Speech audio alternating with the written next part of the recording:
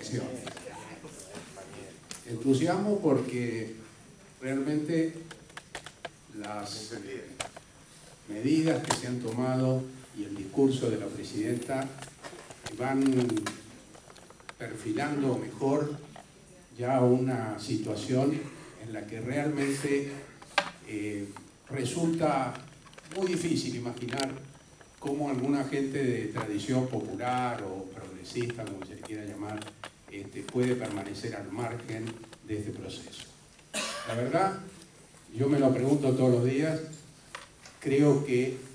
hay muchas cosas que discutir, muchas cosas que faltan, muchas cosas que criticar,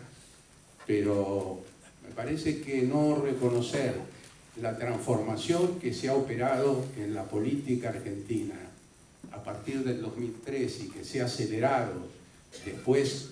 del 2009, me parece sinceramente imposible.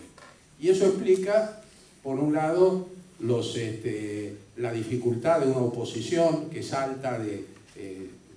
posiciones que podrían considerarse de izquierda, por lo menos en su formulación, a otras francamente reaccionarias,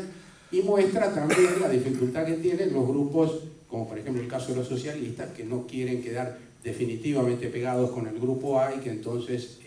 apoyan una medida y critican la otra. Pero me parece que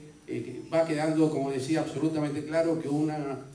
política coherente de transformación en la Argentina seguramente no se va a hacer solo con el kirchnerismo, tampoco se va a hacer sin revisar muchas cosas del kirchnerismo, pero definitivamente no se va a hacer afuera del kirchnerismo. Por otra parte, yo decía de la importancia de estas medidas que se han tomado, porque me parece que hay tres cosas que hoy ya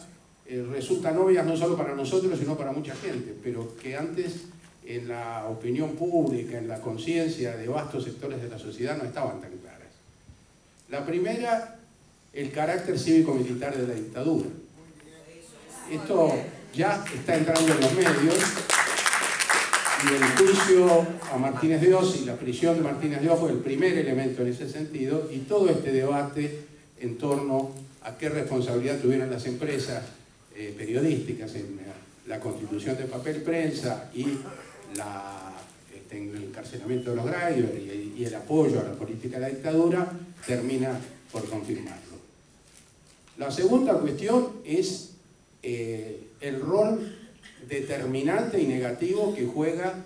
la concentración de los medios en la política argentina. Esto, yo no sé si antes había mucha gente que no lo veía o que lo consideraba como algo tan evidente e inevitable que no valía la pena discutirlo. O sea, sería mejor una sociedad donde las cosas no fueran así, pero la verdad que parece muy difícil. Pensemos, por ejemplo, que hay otros países, como el caso de Brasil, con gestiones que nosotros consideramos progresistas y con las que simpatizamos, que no han encarado esta política.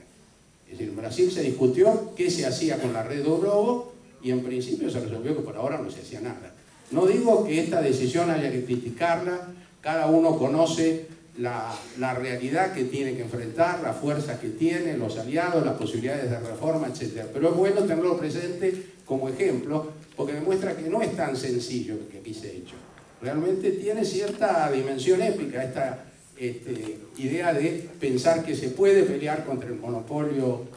periodístico y comunicacional, y me parece que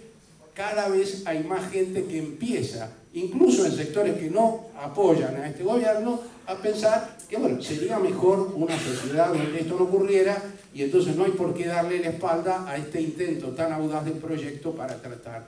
de lograrlo. Y lo tercero, que es un poco como también el corolario de todo esto, es lo que dijo la presidenta, esta idea de que hay otros poderes más allá de los poderes formales del Estado, cosa que para los intelectuales de carta abierta obviamente no debe ser explicada, pero que en la política argentina no se había dicho desde hace mucho tiempo, y que lo diga la presidenta de la Nación tiene una importancia política fundamental. También está bien, me parece, el rumbo que tomó este proceso de papel prensa. La idea de que se podía intervenir la empresa o de que se podía expropiar.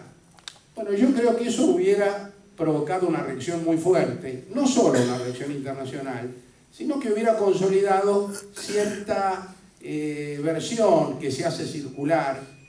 que por lo que yo veo es la que más entra en alguna gente, en el sentido de que, bueno, esto es una pelea de poder y que el gobierno lo que quiere es quedarse con el monopolio de la prensa.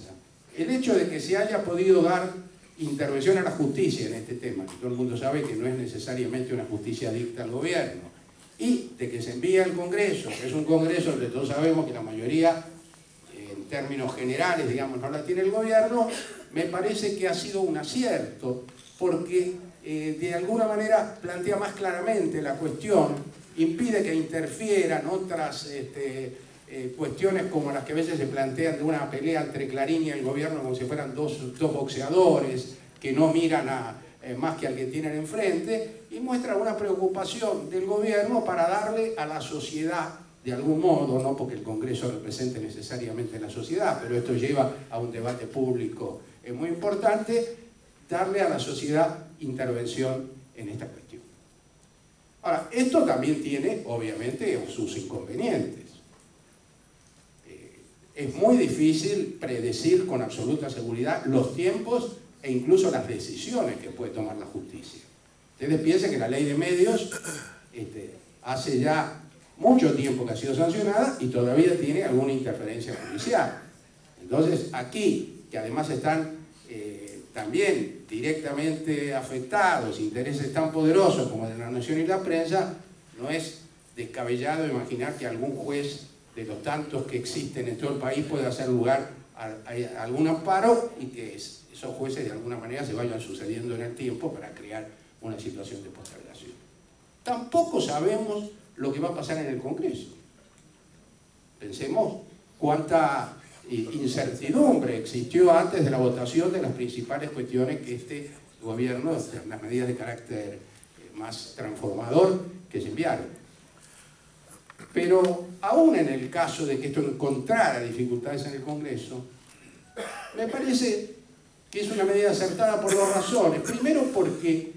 como decía antes, contribuye a ese debate público que en última instancia es lo más importante. Acá de lo que se trata no es de meter preso a uno u otro, si van presos los que tienen que ir presos mucho mejor.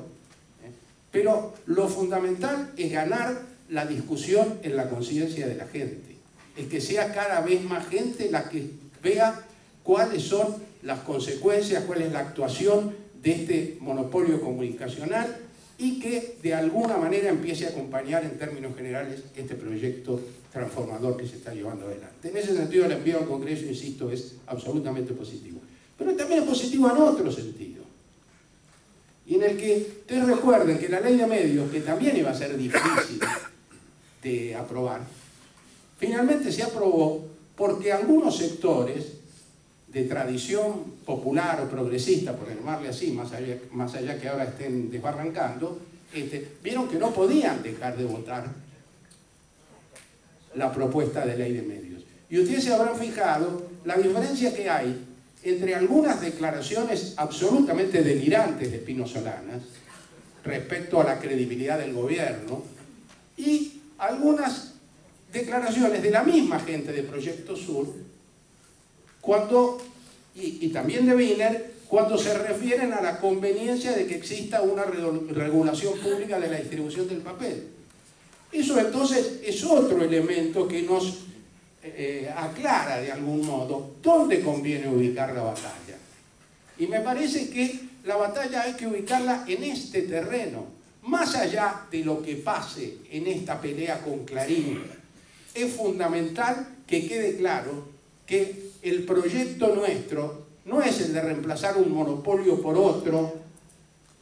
no es una especie de desquite frente a estos adversarios, sino que es llevar adelante lo que estaba implícito en la ley de medios para los medios audiovisuales, llevarlo al terreno de la prensa gráfica, que exista una mayor posibilidad de acceso a la publicación de los medios y por lo tanto también una mayor democratización de la información.